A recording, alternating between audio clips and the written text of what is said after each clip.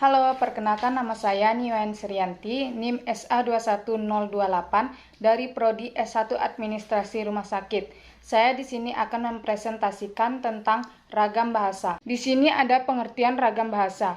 Ragam bahasa adalah variasi bahasa yang terbentuk karena pemakaian bahasa. Ragam bahasa adalah variasi bahasa menurut pemakaian yang berbeda-beda. Di sini ada 3. Yang pertama menurut topik yang dibicarakan. Yang kedua menurut hubungan pembicara, kawan bicara, orang yang dibicarakan. Yang ketiga menurut medium pembicara. Kemudian ada jenis ragam bahasa. Jenis ragam bahasa ada 3. Yang pertama, berdasarkan media. Yang kedua, berdasarkan cara pandang penutur. Yang ketiga, berdasarkan topik pembicaraan. Di sini kita akan menjelaskan jenis-jenis ragam bahasa. Yang pertama, berdasarkan media. Media atau sarana yang digunakan untuk menghasilkan bahasa atau ragam bahasa terdiri dari yang pertama, ragam bahasa lisan. Yang kedua, ragam bahasa tulis. Yang pertama itu ciri-ciri ragam lisan. Yang pertama ada memerlukan orang kedua atau teman bicara. Artinya kita memerlukan lawan bicara untuk menyampaikan sesuatu yang ingin kita sampaikan secara lisan maupun langsung. Kemudian yang kedua ada tergantung situasi, kondisi, ruang, dan waktu. Artinya kita terbatas oleh situasi, kondisi, ruang, dan waktu. Kemudian yang ketiga, tidak harus memperhatikan unsur gramatikal, hanya perlu intonasi serta bahasa tubuh. Artinya kita memerlukan intonasi yang jelas disertai dengan bahasa tubuh agar dimengerti oleh orang yang kita ajak bicara.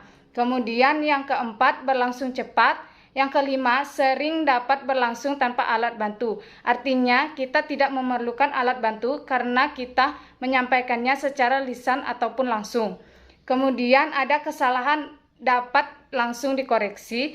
Kemudian yang ketujuh, dapat dibantu dengan gerak tubuh, mimik wajah, serta intonasi yang jelas.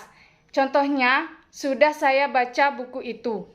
Kemudian ada ragam bahasa tulis. Ragam bahasa tulis, kita berurusan dengan bahasa yang dihasilkan dengan memanfaatkan tulisan dengan huruf sebagai unsur dasarnya.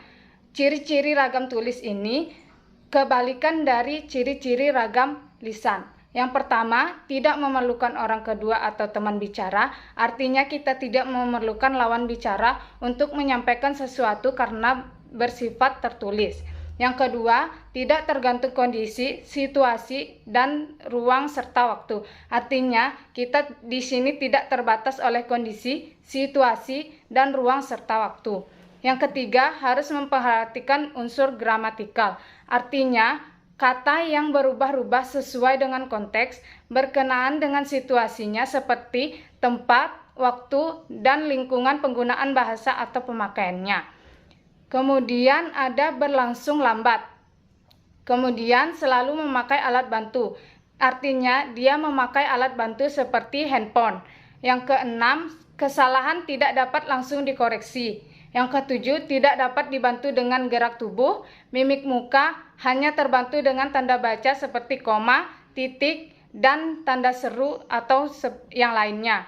Contoh ragam tulis yaitu, saya sudah membaca buku itu. Yang kedua, berdasarkan cara pandang penutur. Yang pertama, ada ragam dialek.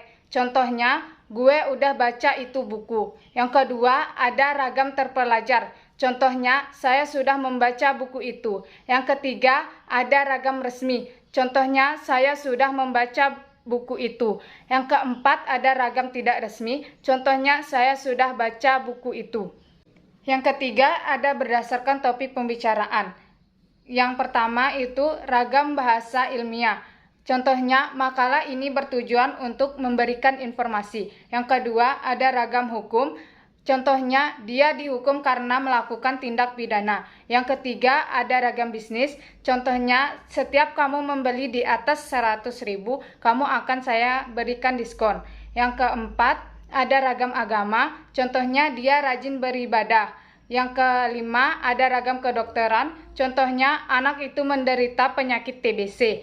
Yang keenam, ada ragam sastra. Contohnya, cerita itu menggunakan unsur flashback. Yang ketujuh, ada ragam psikologi. Contohnya, penderita autis perlu mendapatkan bimbingan yang intensif. Ini juga ada ragam bahasa ilmiah.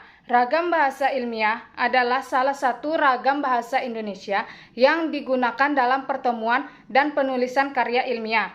Ciri-ciri bahasa ilmiah yang pertama, baku, yang kedua logis, yang ketiga kuantitatif, yang keempat tepat, yang kelima runtun. Kemudian ada ragam bahasa non-ilmiah. Ragam bahasa non-ilmiah atau fiksi adalah karangan ilmu pengetahuan yang menyajikan fakta pribadi dan ditulis menurut metodologi penulisan yang baik dan benar. Ciri-ciri bahasa non-ilmiah yang pertama emotif, artinya pembawaan emosi dari pandangan penulis. Yang kedua ada persuasif, artinya mengajak. Yang ketiga ada deskriptif. Yang terakhir ada ragam bahasa semi-ilmiah. Ragam bahasa semi-ilmiah bersifat ilmu tetapi menggunakan bahasa umum sehingga mudah dipahami oleh masyarakat awam. Ciri-ciri ragam bahasa semi-ilmiah yang pertama, ditulis berdasarkan fakta pribadi. Yang kedua, fakta yang disimpulkan subjektif. Yang ketiga, gaya bahasa konotatif dan populer.